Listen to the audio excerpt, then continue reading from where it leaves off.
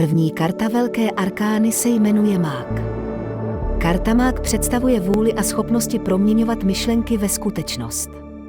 V tradičních tarotových balíčcích je Mák často zobrazen s hůlkou, která ukazuje k nebi, a druhou směřující k zemi.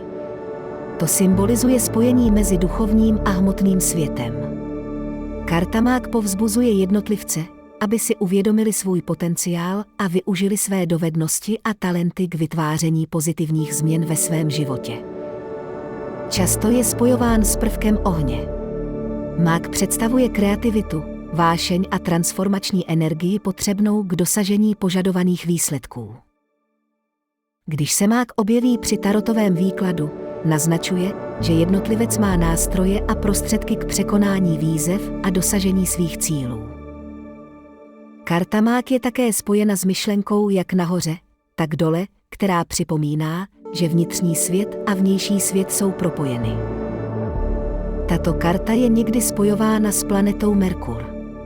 Zdůrazňuje důležitost komunikace, intelektu a přizpůsobování. V opačném směru může karta Mák naznačovat zneužití moci, manipulaci nebo neschopnost efektivně využívat své schopnosti. Slouží jako připomínka zůstat věrný svým etickým zásadám.